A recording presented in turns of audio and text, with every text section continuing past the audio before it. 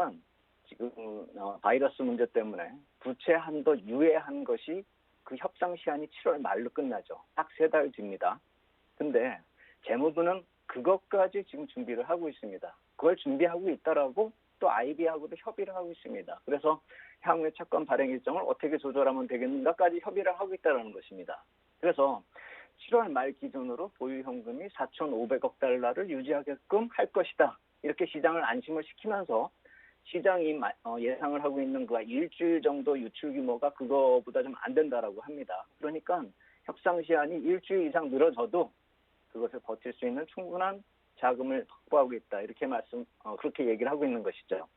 우리가 미국 재무부의 대응이 상당히 신속하고 계산적이다. 이 점이 여기서 또 알 수가 있는 것이죠. 그런데 우리가 이렇게 다 알고는 있고 하지만 시장 쪽에서 봤을 때는 항상 의심을 하죠. 그래서 시장의 단기 흐름은 변동성 확대가 계속 반복될 것이다. 이 점을 봐야 됩니다. 그리고 우리는 그것이 또 중요하기도 하죠. 시세에 민감하니까요. 어제 20년 만기 국채 발행이 있었습니다. 그것에 대해서 시장이 어떻게 반응했는지 자산시장 변화 추이를 제가 표로 한번 만들어봤습니다. 국채하고 나스닥, 다우 흐름 이렇게 비교를 해봤습니다. 붉은색 박스권으로 제가 가운데쯤에 표시를 한 게 미국 20년물 국채 발행이 되는 기준 시간대, 미국 시간 오후 1시 때의 흐름입니다. 어제 입찰 상황도 결과로 봤을 때 좀 근근히 넘겼다 이렇게 봐야 될 텐데 그 결과를 전후로 해서 채권 시장 쭉 빠지고 있는 모습이 나타나죠. 물론 이때 FOMC 회의록도 같이 공개가 됐습니다. 근데 우리가 어느 게 반영이 됐는지가 불분명하지만 상황을 놓고 보면은 채권 시장 흔들렸는데 미국 시장의 주식시장들은 계속 상승을 했단 말입니다. 개장부터요. 그리고 국채시장 흔들릴 때 잠시 주식시장도 같이 흔들렸다가 국채시장 회복은 못했지만 주식시장은 회복을 바로 해서 끝까지 상승을 했습니다. 그렇다면 이게 과연 테이퍼링 때문에 흔들렸는지 그것에 대해서 우리가 살펴봐야 된다는 것이죠. 물론 순간적으로 작용은 했겠죠. 그래서 테이퍼링 이슈나 안전자산 선호 현상이 나타났다고 볼 수도 있습니다. 하지만 지금 주식시장의 흐름을 놓고 보면은 채권시장보다 상당히 강했었다라는 점을 감안했을 때 지금 이 모습은 채권시장발 유동성이 좀 흔들렸다. 어제 채권 발행 일정 때문에 그랬다. 이렇게 보는 게 영향력이 FOMC 회의록보다 크다. 이렇게 볼 수가 있는 것이죠. 그래서 어제의 흔들림은 단기 변동성 확대이고 그 이외에 의사록 공개 같은 것은 부가적으로 좀 더해졌다. 이렇게 해석을 하시면 되고 그래서 시장에 큰 영향이 없었다라고 본다라고 한다면 주식시장 쪽이요. 지금도 악재가 많이 시장에 녹아들고 있구나. 이 점을 우리가 인식하고 시장 대응할 필요가 있겠다. 이렇게 말씀을 드리겠습니다. 네. 채권 발행 일정에 따라서 지금 시장이 좀 더 조정을 받고 있는 거고 여기에 더해서 아마 시장의 악재는 조금 더 나타날 수 있다라는 경고 메시지까지 전해주셨는데요. 그렇다게 된다면 이 국채 발행 규모는 어느 정도로 되는 건지 궁금합니다. 미국 재무부가 준비하는 대응 포인트 어떤 거라고 봐야 될까요? 예, 그래서 이제 3분기 국채 발행 물량이 어느 정도가 되는지 그 말씀은 뭐 8천억 달러 이렇게 하면 그게 얼마인지 감이 안 잡히지 않습니까? 그래가지고 제가 분기마다 이렇게 업데이트를 계속해서 보여드리는 국채 발행 물량 증가 추이를 표로 다시 한번 만들었습니다.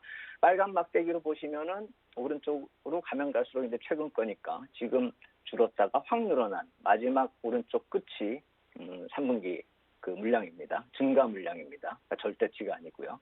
그 전에 2분기 물량은 올해 가장 적고 매년 주기적으로 2분기가 가장 적다라고 말씀을 드렸었죠. 근데 이 절대 규모가 딱 보시면은 2000년 4분기 그리고 올해 1분기보다 절대 수치가 많이 낮죠. 그리고 전년의 3분기보다도 또 많이 낮습니다. 전년 3분기에는 9,470억 달러가 돼서 거의 1조 달러 가까이 됐으니까요. 그리고 2분기보다 그러니까 지금보다는 다음 분기가 좀 부담스럽다 이렇게 볼 수도 있겠지만 이번 거가 좀 적어 보이는 저렇게 키가 확 줄어든 거는 단기물이 많이 줄어들어서 그렇습니다.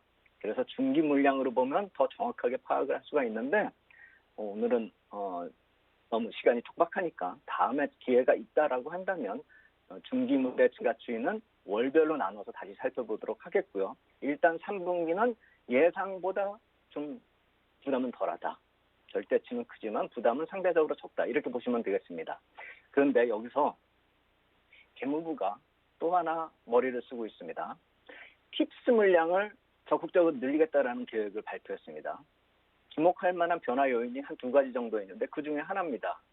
발행 종목을 변경을 하겠다라는 것인데 작년부터 발행이 된 그 20년 만기 국채가 시장에서 좀 물량의 부담을 느끼면서 또 금리가 상승할 것이라고 예상이 되니까 수요가 좀 감소하겠죠. 그렇다면은 발행이 감소했었던 팁스로 변경하는 게 훨씬 낫다라는 것이죠. 인플레이션을 반영하니까요. 그래서 여기서 제가 미국 국채하고 팁스 수익률 그 가격 변화 ETF로 좀 환산해서 찾아봤습니다. 파란색 선이 팁스고요. 빨간색 선이 미국 국채 평균 가격 반영한 ETF입니다. 보시면은 빨간색 선은 쭉 계속 빠지고 있죠. 금리 올라가니까요. 근데 푸른색 선은 금리 상승을 반영을 한 가격이기 때문에 계속 올라가고 있습니다. 지금 전혀 안 빠지고 있잖아요. 그러니까 금리가 올라간 만큼 그것을 반영을 하고 있는 것입니다. 시세가. 결국 어떻게 되냐면 금리가 상승하는 상황에서 방어적으로 움직이는 팁스를 발행하기 때문에 발행자, 그러니까 미국 정부도 상대적으로 고가에 발행할 수가 있죠. 빨간색보다 고가에 있지 않습니까? 그리고 매수자 쪽에서도 잘 안 빠지니까 상대적으로 좀 보수적으로 운영할 수가 있는 그런 장점이 있는 것이죠. 그러니까 발행자나 매수자나 모두 다 윈윈하는 그런 경우라는 것이고 국채 수요를 늘릴 수가 있다라는 그런 점이죠. 미국 재무부도 실익을 노리는 장사권 기질이 충분한 그런 모습을 보이고 있다는 점입니다. 3분기 채권 발행 예정을 보면은요. 그래서 절대적인 규모가 증가를 하고 있지만 이런 식으로 종목을 교체한다라고 한다면 부담이 많이 줄어들 것이고 미국 국채 인기가 더 상승할 수 있다라는 점도 우리가 생각을 해봐야 됩니다. 더불어서 또 하나 차이점이 또 하나 있습니다.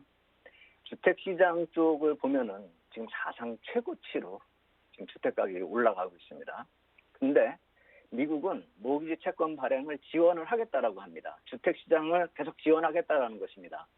S&P 케이스 실러 주택지수 보시면은 표에서 나타나듯이 지금 2007년, 2008년에 그때는 뭐 주택시장 발 위기였으니까요. 모기지 채권이 뻥 터졌으니까요.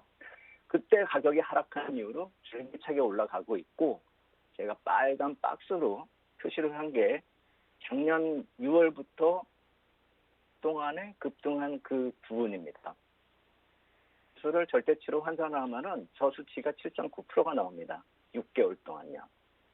그 주택 가격이 6개월 동안 7.9%가 급등한 것이고 2019년에 상승보다도 지금 각도가 가파르지 않습니까? 2019년 제가 구해보니까 1년 동안 상승률이 3.7% 정도 됩니다. 결국 그렇다면은 1년 상승률보다 거의 2배가 넘는 거죠. 6개월 동안. 이것을 또 과열로 보지 않고 인플레이션이 지금 자극시키고 있는 이 상황에서도 저러한 상승률을 지원을 하겠다라는 것이죠. 미국 정부의 생각은 자산시장은 건들지 않겠다라는 것이 확고하다는 것입니다. 그래서 모기지 채권 발행을 통해서 주택시장을 지원을 지속하겠다라는 것이죠. 잘 되는 집안은 뭐가 달라도 다르다 이런 생각이 들면서 미국 시장의 자산시장을 걱정할 이유가 과연 있을까? 이러한 정책들을 보면은 걱정보다는 기대가 더 앞선다 이렇게 말씀을 드리겠습니다. 네, 걱정보다는 기대가 더 앞선다라고 말씀하시면서 지금 주택시장의 호조와 모기지 채권 발행까지도 요약을 해주셨습니다. 일단은 국채 발행이 증가되면서 시장에 부담감을 주는 건 맞습니다만 결론적으로 봤을 때는 경기 회복을 위해서 노력을 하고 있고 또 앞으로도 긍정적인 관점이 좀 유효하다는 내용인 것 같아요. 좀 긍정적으로 바라봐도 괜찮을까요?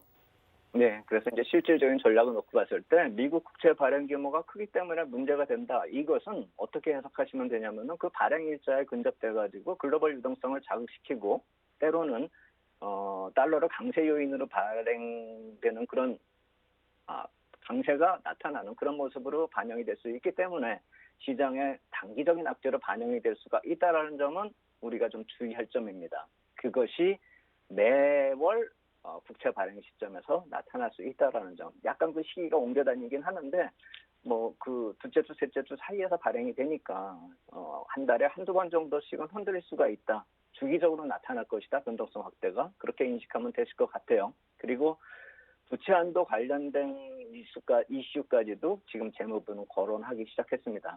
지금 그 이슈 시장에 전혀 나오지 않고 있는데 언젠간 이거 가지고 또 울고 먹을 겁니다. 아이비들이 미리 알고 있으니까요. 그래서 향후에 부채 한도 협상 관련해서 예정된 노이즈가 나타나면은 그거 겁낼 필요 없다 이렇게 말씀을 드리겠습니다. 제가 예전에도 인플레이션 나타난다. 그것이 3월, 4월 사이다 이렇게 말씀을 드렸죠. 이제는 또 하나 악재, 나타날 악재, 부채 한도 협상 이것에 대해서는 앞으로 6월, 7월 사이에 나타나겠지만 겁낼 것이 아니라 어느 정도 빠지는지에 보면서 기회로 활용할 필요 있겠다 이렇게 말씀을 드리겠고 그렇기 때문에 단기 변동성은 확대가 되는 것이 반복이 되는 것이 6월까지도 지속되고 7월에 가면 더 좀 심해질 수 있다. 하지만 중기 상승세는 지속된다. 이 점을 봐야 되고 하나 추가적으로 말씀을 드리겠습니다. 오늘 새벽에 제가 자료를 이걸 다 준비해서 방송국에 원고를 넘긴 다음에 찾아낸 그 자료인데요. 세인트루이스 페드에서 PCPI 지표 예상치가 나오면 계속 말씀을 드리지 않습니까? 올해 12월에 인플레이션 지표 그들이 구했습니다. 그게 새벽에 나왔는데 올해 12월에 2.8%를 고점으로 해서 꺾일 것이다. 이렇게 나타나고 있습니다. 결국 인플레이션이 원형 천정같이 형성이 되면서 12월에 꼭지점을 찍을 것이라는 것이죠. 2007년 4.4% 기록한 이후에 최대치라고 하는데 절대 수준이 예상보다 좀 많이 낮아졌습니다. 그래서 다음 기회에 다시 언급드리겠지만 지금 나타나고 있는 테이퍼링 이슈 이거 겁낼 필요가 없습니다. 어떻게 보면은 향후 6월이나 9월에 FOMC 회의를 지나면서 테이퍼링이 오히려 호재로 작용이 될 수 있다. 그러니까 테이퍼링이 많이 늦어질 수 있다라고 말이 변할 수도 있다라는 점을 우리가 인식하고 시장 대응할 필요가 있겠다. 이렇게 말씀을 드리겠습니다.